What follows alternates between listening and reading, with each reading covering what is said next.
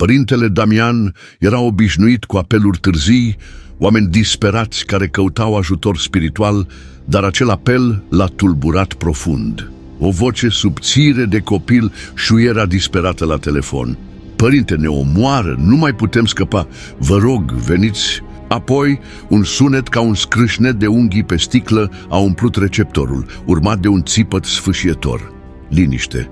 Damian a încercat să sune înapoi, dar numărul nu mai era valid. Câteva minute mai târziu, o altă chemare, de această dată de la episcopul său. Părinte Damian, trebuie să mergeți la orfelinatul Sfânta Maria. Cei de acolo spun că ceva cumplit se petrece cu copiii, o prezență, o entitate. Nu știm dacă e vorba de posedare sau altceva, dar au nevoie de ajutor. Fără să stea pe gânduri, preotul și-a luat Biblia, crucea și sticluța cu apă sfințită, urcându-se în mașină. Pe drum, un sentiment apăsător îi încleșta pieptul. Avea să înfrunte ceva cu mult mai rău decât își putea imagina. Orfelinatul Sfânta Maria fusese cândva un loc vesel, dar acum era o ruină, o clădire rece și sumbră pierdută în pădure. Când Damian a intrat, a fost întâmpinat de directoarea orfelinatului, sora Magdalena, o femeie slabă, cu cearcăne adânci, și de doctorul Ilie, un bărbat palid, cu ochii rătăciți. Părinte, slavă Domnului că ați venit, a murmurat Magdalena strângându-i mâna.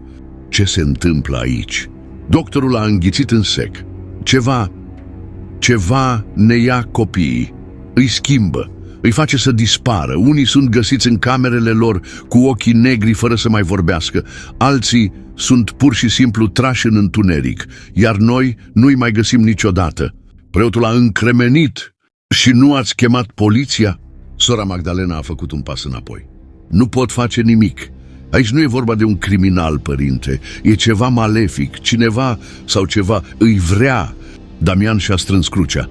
Trebuie să-i văd. Sora Magdalena l-a condus la dormitoare. Înăuntru copiii erau palizi, cu fețe chinuite. Unii își rupeau părul, alții se legănau înainte și înapoi, murmurând ceva. Apoi, unul dintre copii a ridicat privirea și l-a privit pe preot. Ochii îi erau complet negri. Părinte, ai venit prea târziu. El vine. Un sunet straniu s-a auzit din tavan ca un scrâșnet prelung. Preotul a ridicat lanterna și a văzut ceva care i-a înghețat sângele în vene. O siluetă întunecată, contorsionată, stătea cățărată în colțul camerei, cu mâinile lungi ca niște gheare. Avea pielea cenușie, ochii roșii și gura deschisă într-un rânjet grotesc. Apoi, într-o mișcare rapidă, a coborât pe podea, contorsionându-se ca un păianjen uriaș. Copiii au început să țipe, iar entitatea a luat-o la fugă spre cel mai apropiat dintre ei. Damian a ridicat crucea și a strigat: în numele Domnului, pleacă din acest loc! Entitatea s-a oprit, tremurând. Apoi a șoptit cu o voce hârâită: păcat, părinte, te-am vrut în viață, acum te voi lua mort. Și atunci întunericul a înghițit întreaga cameră. Din beznă, Damian a auzit copiii plângând.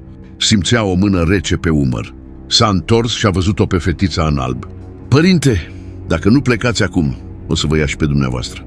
Dar Damian nu avea de gând să fugă. A început să stropească camera cu apă sfințită, rostind rugăciuni. Entitatea s-a zvârcolit, urlând de durere.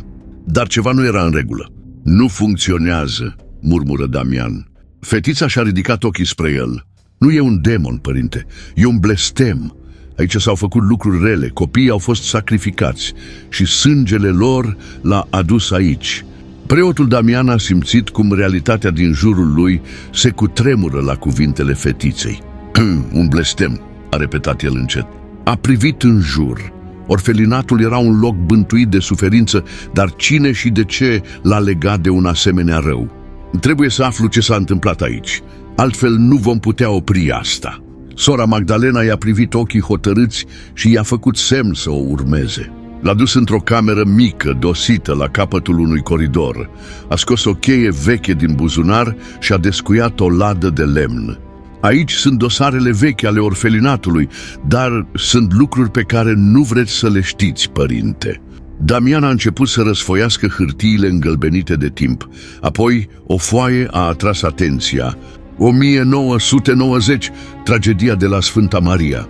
A citit cu voce tare. În urmă cu 130 de ani, orfelinatul era condus de o femeie numită Doamna Morozov. Pe ascuns făcea ritualuri întunecate, crezând că astfel putea obține viață veșnică. A folosit copiii abandonați în sacrificii, tăindu-le sângele pe podeaua acestui loc. Dar unul dintre copii, un băiat numit Elias, a murit blestemând-o. Tu vei arde în iad, i-a spus el, și în noaptea aceea clădirea a luat foc. Morozov și copiii ei de suflet au pierit, dar nu și Elias.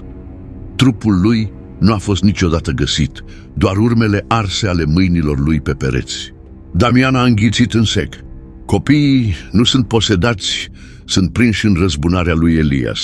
Doctorul Ilie a tresărit.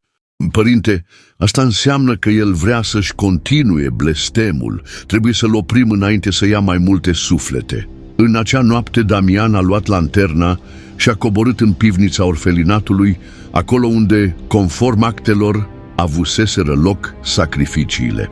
Când a ajuns, a simțit imediat aerul greu, înțepător de ars, a luminat pereții. Urme de mâini mici, înnegrite, rămăseseră gravate în piatră.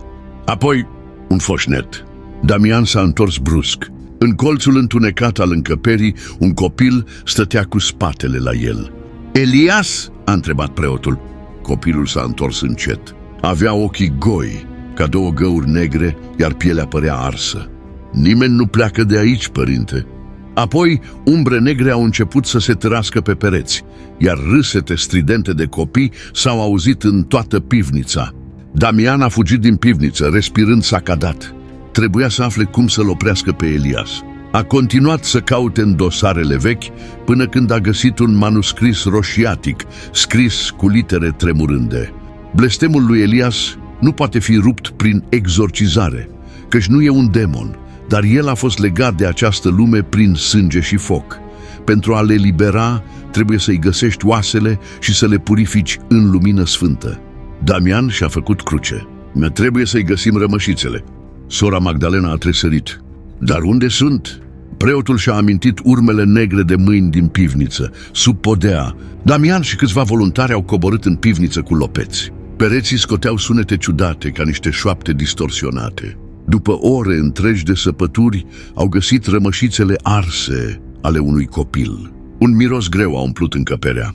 Apoi un urlet asurzitor. Pereții pivniței s-au cutremurat, iar umbre negre au început să danseze în jurul lor. Luați oasele și duceți-le în capelă, a strigat Damian. Au fugit spre altar, în timp ce întunericul se încolăcea în jurul lor. În capelă, Damian a așezat rămășițele pe altar și a aprins lumânările.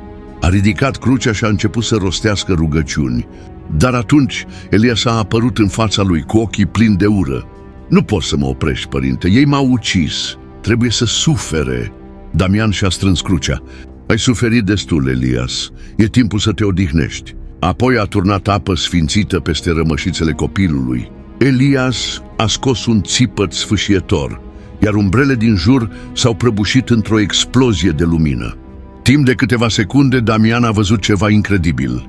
Elia zâmbea. Apoi trupul său s-a transformat în cenușă și s-a risipit. Dimineața copiii din orfelinat erau diferiți. Nu mai erau palizi, nu mai aveau ochii negri. Sora Magdalena a plâns de bucurie. Doctorul Ilie l-a privit pe Damian. Ați reușit, părinte. Damian a privit spre cer. Nu eu. Elias și-a găsit pacea. Apoi a privit spre altar. Crucea lui era acoperită de praf. Dar, pentru prima dată de când venise la orfelinat, simțea că lumina revenise. Dacă ți-a plăcut povestea, scrie în comentarii, dă-mi un like și înscrie-te la canalul meu.